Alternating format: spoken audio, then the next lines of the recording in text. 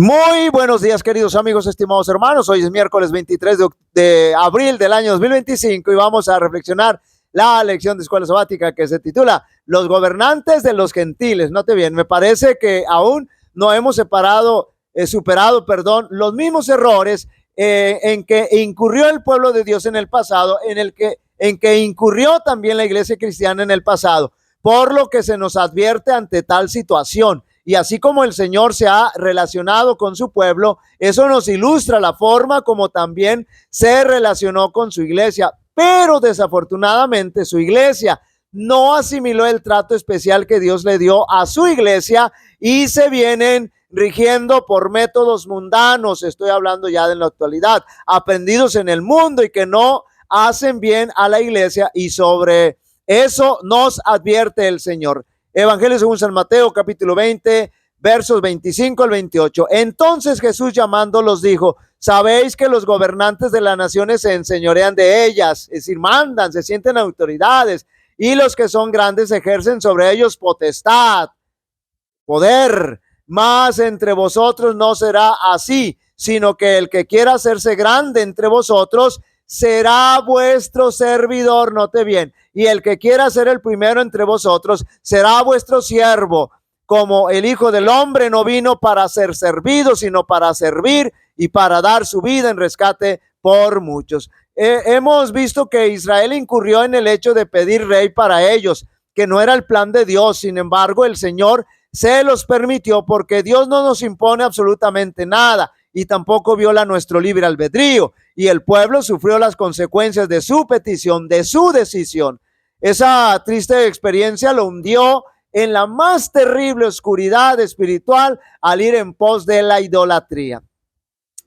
Pero esa situación también se presentó en la iglesia cristiana. En medio de la persecución se mostraron fieles al Señor, pero cuando esta terminó, permitieron que el Estado pagano tuviera acercamiento con la iglesia a través de Constantino. La iglesia y el Estado se unieron por el simple hecho de declararse cristiano.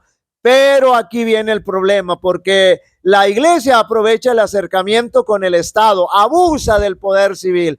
Recordemos que mientras la iglesia y el Estado se mantengan separados, todo va bien. Pero cuando la iglesia y el Estado se unen, entonces eso significa que el Estado tiene injerencia para intervenir en asuntos religiosos y la iglesia lo va a aprovechar hasta el abuso. Y eso no lleva a nada bueno, tal como ocurrió cuando Constantino entró a la iglesia. La apostasía, el abuso de la autoridad entraron. Cuando eso sucede, no se puede esperar que la iglesia viva en luz, sino todo lo contrario, porque cuando el mundo ha entrado a la iglesia, esta se suma en una profunda oscuridad espiritual. Cuando Israel se relacionó con el mundo, cayó en una terrible apostasía y realizó actos terriblemente abominables. Y la misma suerte corre la iglesia cuando se permite el acercamiento entre la iglesia y el Estado. Ya no es la voluntad y la dirección del Señor que se manifiesta en su iglesia. Actualmente no estamos exentos de caer en esta terrible y pecaminosa práctica. Actualmente en nuestra iglesia tenemos prácticas mundanas que cada día se van asentando más y más, y se hace necesario mantenerse de parte de la justicia y dar al pecado el nombre que le corresponde. Nos debe quedar claro que en la iglesia, escuchen bien, no hay jefes, nadie se sienta que es autoridad, nadie es autoridad. Todos somos siervos y servidores de Dios y de su iglesia. Ahora escuche bien, abra bien la oreja. La única autoridad y cabeza de la iglesia es nuestro Señor Jesucristo. Otra vez pareció renovarse la contienda en cuanto a cuál sería el mayor entre los discípulos. Cuando Jesús, llamándolos así, dijo a los indignados discípulos, todavía se indignaron: sabéis que los que se ven ser príncipes entre las gentes se enseñorean de ellas, es decir, las tratan con autoridad, y los que entre ellas son grandes tienen sobre ellas potestad, la autoridad, el poder. Mas no será así entre vosotros.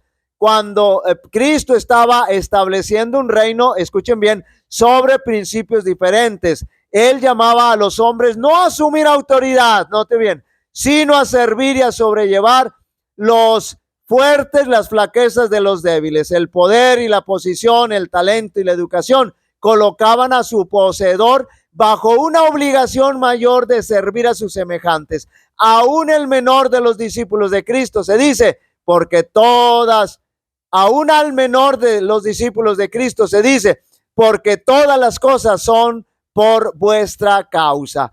El advenimiento de la iglesia romana al poder marcó el principio de la edad, marcó el principio de la edad media. Note bien, cuando la iglesia tiene poder, el poder civil, lo que es capaz de hacer. A medida que crecía su poder, las tinieblas se hacían más densas. La fe pasó de Cristo al verdadero fundamento, que Cristo es el verdadero fundamento, pero lo traspasó al papado de Roma. En vez de confiar en el Hijo de Dios para obtener el perdón de sus pecados y la salvación eterna, el pueblo recurría al Papa y a los sacerdotes y prelados a quien él invistiera de autoridad. Se le enseñó que el Papa era mediador terrenal y que nadie podía acercarse a Dios sino por medio de él, y andando el tiempo se le enseñó también que para los fieles el Papa ocupaba el lugar de Dios y que por lo tanto debían obedecerle, note bien, implícitamente. El pecado se disfrazaba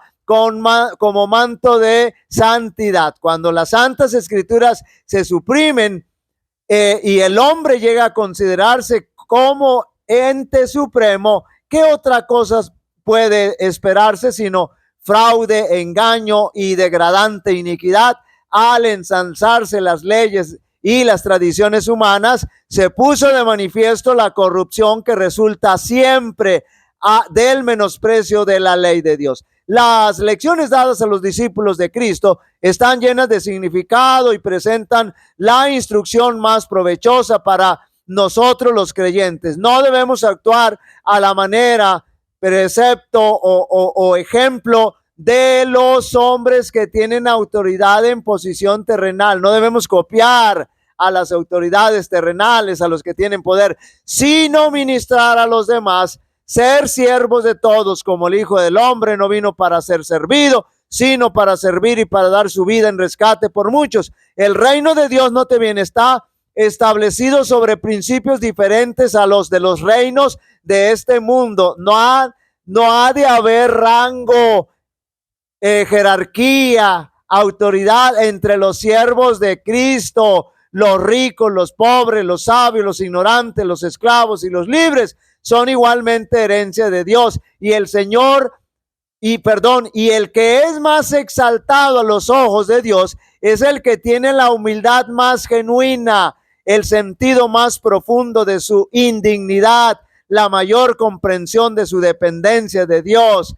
Quien ama de verdad a Dios, ama de verdad a sus semejantes. Buscan constantemente hacer el bien a todos los que se relacionan con ellos.